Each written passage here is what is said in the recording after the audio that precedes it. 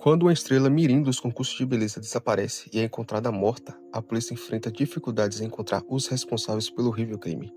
JoBenet Patricia Helms nasceu no dia 6 de agosto de 1990 em Atlanta, na Geórgia. Ela era filha do casal John Bennett Helmser e Patricia Helmser, que todos chamavam de Patsy. Ela também tinha um irmão 3 anos mais velho chamado Burke. Uma curiosidade é que o nome da menina é uma junção dos nomes dos seus pais. Antes de ser casado com Patsy, John foi casado e teve 3 filhos com outra mulher, que ele se divorciou em 78. Na época, John era o presidente de uma empresa de softwares de computador chamada Access Graphics, e por causa dos negócios, ele e a família se mudaram para Boulder, no Colorado, onde ficava a sede da empresa. A JoBenet era conhecida como uma criança muito bonita e carismática, e por isso a Patsy, a sua mãe, decidiu investir na ideia da filha entrar em concursos de beleza infantis. E deu certo. JoBenet ganhou vários títulos, como Miss Beleza da América, Pequena Miss Charlevoix, Pequena Miss Colorado e Pequena Miss Beleza Nacional. A Patsy era muito participativa nesses concursos. Até tinha fama de ter um comportamento tanto agressivo com a filha e com as outras participantes quando ela estava competindo.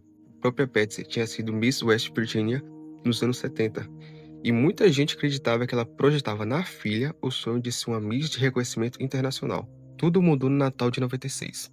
A família Ramsey participou de uma festa na casa de alguns amigos e a JoBenet estava muito feliz porque ela tinha ganhado uma bicicleta de presente.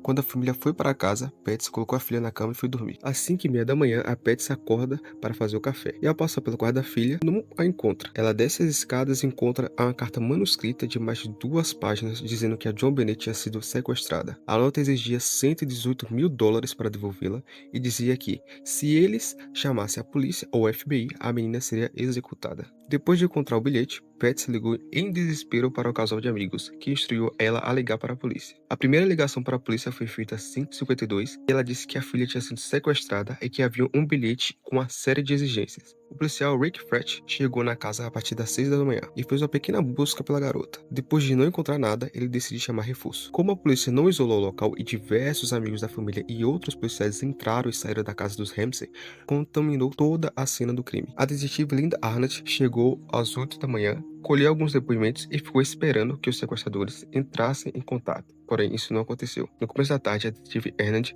pediu ajuda para John Ramsey e seu amigo da família revistar a casa procurando por alguma coisa errada, alguma coisa fora do lugar. John desceu então até o porão e encontrou atrás de uma porta trancada, dentro da mala, o corpo de JoBenet. Ela estava coberta com cobertor, com cordão de nylon em torno do pescoço e uma fita adesiva na boca. O pai pegou o corpo da criança e levou para cima, contaminando evidências que poderiam estar nela. A autópsia revelou que JoBenet tinha sido morta por estrangulamento e apresentava uma fratura no crânio. Também foi encontrada a lesão vaginal, sangue e DNA masculino na sua roupa íntima. A polícia identificou que o estrangulamento foi realizado utilizando um garrote feito com a corda de nylon e um cabo quebrado de um pincel. Alguns dias após o assassinato, os Ramsey voltaram para sua antiga cidade natal, em Atlanta. No dia 31 de dezembro foi realizado o funeral de JoBenet em Marietta, na Geórgia. A garota foi enterrada ao lado da sua irmã Elizabeth, que morreu em um acidente de carro em 1992. Mais de 200 pessoas, entre familiares e amigos, participaram da cerimônia. Com a cena do crime comprometida, os investigadores tiveram pouco material para trabalhar. Os membros da família estavam colaborando com as investigações e forneceram sangue, amostras de cabelo e de caligrafia para a polícia. O primeiro depoimento de John e Patsy durou mais de 2 horas, enquanto o irmão Burke foi entrevistado posteriormente. A autópsia revelou que havia um material vegetal que o médico legista acreditava ser abacaxi, e que a garota deveria ter comido algumas horas antes de sua morte. Fotografias da cena do crime mostram que na cozinha havia uma tigela de abacaxi na mesa e com a colher dentro. Outra pista que apontava que o crime foi cometido dentro da casa foram as cerdas do pincel usado no garrote encontrados em uma banheira. O pincel era da Patsy e que utilizava esse pincel para fazer artesanato. Quanto à nota exigindo o dinheiro, John alegou que o valor pedido era quase idêntico ao seu bônus de Natal daquele ano. A polícia investigou diversos funcionários da Access Graphics que poderiam ter o conhecimento do valor do bônus de Natal, porém todos foram descartados. A nota de resgate chamou a atenção da FBI porque a considerou incomum por ser extremamente longa, sendo que dificilmente ela teria sido escrita na cena do crime. As investigações mostraram que havia impressões digitais da Patsy e dos policiais que manusearam a carta, e que ela foi escrita utilizando papel e caneta da casa dos Ramsey. Nessa época, um grupo de investigação do estado do Colorado acreditava que a carta teria sido escrita pela Patsy.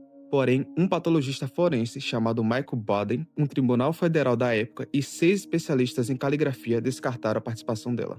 No dia 1º de janeiro de 1997, John e Patsy dão entrevista para o CNN de Atlanta, dizendo: "Há uma assassina solta. Se eu fosse um morador de Boulder, diria aos meus amigos para manter seus bebês perto de você." Patsy acrescentou: A América está sofrendo porque perdeu a fé na família americana. Somos uma família cristã e temente a Deus. Nós amamos nossos filhos, faríamos qualquer coisa pelos nossos filhos. Com as provas de DNA inconclusivas e o bilhete estranho, a principal suspeita cai sobre a própria família. Apesar disso, mais de 1.600 pessoas foram consideradas de interesse para o caso. Um detetive aposentado chamado Lou Smith começou a ajudar a promotoria do condado de Boulder no caso, e em maio de 1998 ele apresentou provas de que os Ramsey não estavam envolvidos na morte da filha. Nessa época começou um impasse entre a polícia de Boulder e a promotoria do estado, além de uma pressão da mídia e da população para que o caso fosse solucionado. Por causa disso, o governador do Colorado da época nomeou um promotor especial chamado Michael Caine para iniciar um júri. Depois de um tempo, os dois principais investigadores pediram demissão. Lou Smith acreditava que a investigação focava unicamente na culpa da família, enquanto o investigador Steve Thomas disse que o escritório do promotor interferiu e falhou em apoiar a investigação policial do caso, além de comentar sobre o péssimo trabalho que a polícia tinha feito na cena do crime. Um grande júri foi convocado a partir de 1998 para considerar indiciar o John e a Patsy. Os membros do júri acusaram os Ramsey de colocar a filha em risco e de obstruir a investigação do assassinato. Apesar disso, o promotor distrital do condado de Boulder resolveu não processar a família porque ele não acreditava que conseguiria provar a culpa do casal. O processo de investigação passou por diferentes promotores nos anos seguintes, levando em consideração outras teorias e revisando provas antigas, utilizando novas técnicas forenses, porém o caso segue sem uma solução. Suspeitos. Família Ramsey.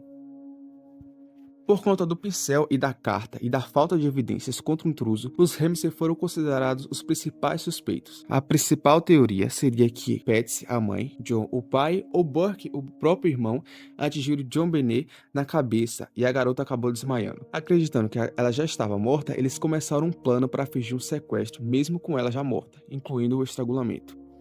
Entre meia-noite e as 2 da manhã do dia em que ela desapareceu, 2 vizinhos disseram terem visto luzes acesas, gritos e um som de metal no concreto. Além disso, o fato de os pais não terem procurado na casa inteira antes de chamar a polícia também depõe contra a família. Em 1999, o governador Bill Owens botou ainda mais lenha na fogueira, dizendo que John e Patsy tinham que parar de se esconder atrás de seus advogados e de relações públicas de sua empresa.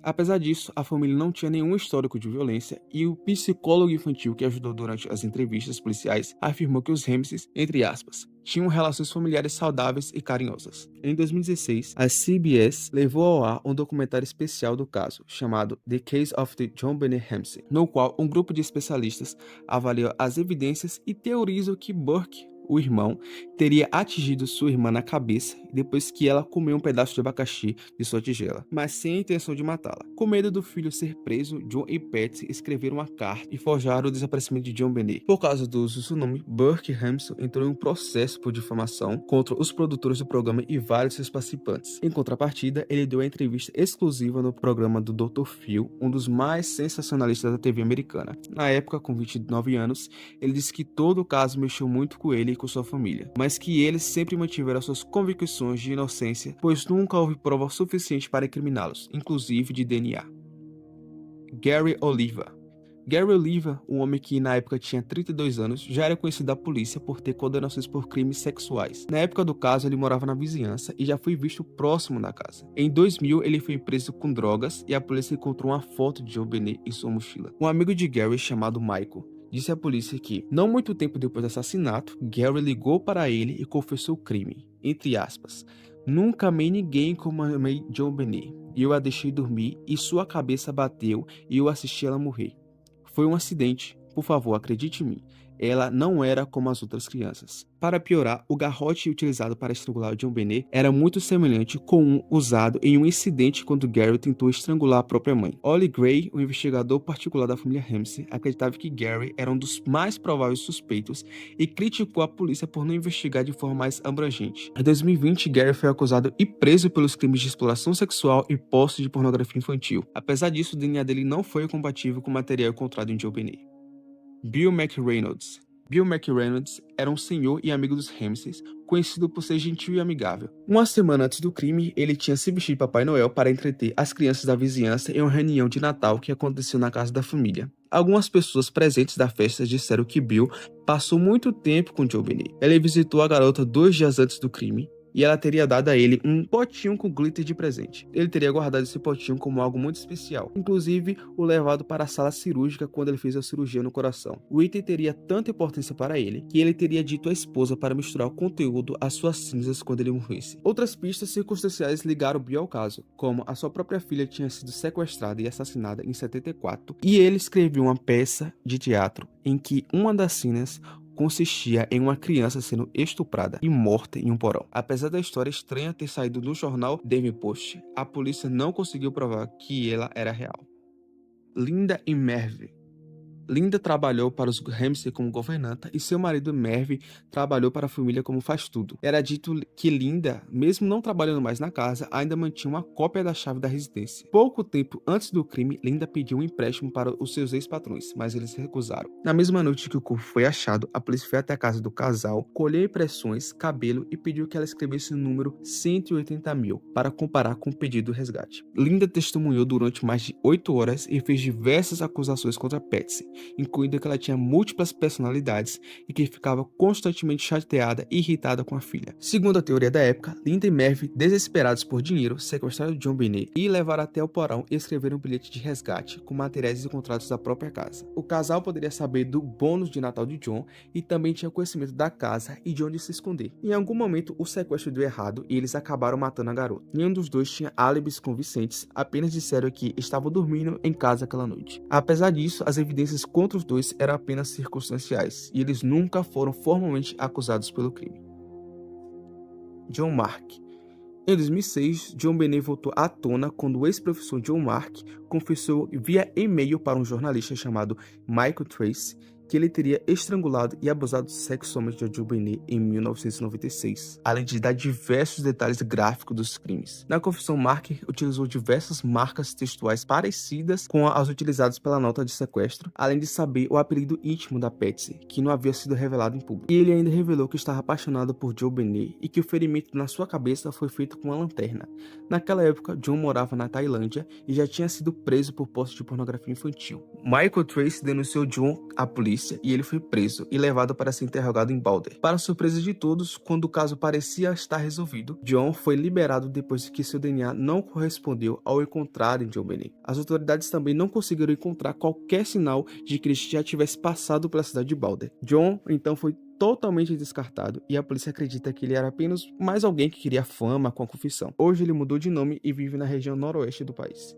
A Patsy, ela morreu em 2006 de câncer de ovário aos 49 anos. Ela foi enterrada ao lado da filha. Já John permanece vivo, mora em Michigan e se casou de novo. Apesar de todos os esforços modernos e da época para a resolução do caso, mesmo já se passado quase 29 anos, a identidade de quem matou John Benet Ramsey permanece um mistério.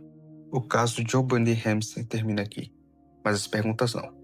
Décadas se passaram, teorias surgiram, suspeitos mudaram e ainda assim a verdade continua trancada em algum lugar que ninguém consegue abrir. Talvez o mais perturbador não seja o crime em si, mas o fato que, até hoje, ele permanece sem resposta. Obrigado por assistir ao Caso Sem Cena. Se você também acredita que histórias como essas não devem ser esquecidas, deixe seu comentário e compartilhe sua visão. Nos vemos no próximo caso.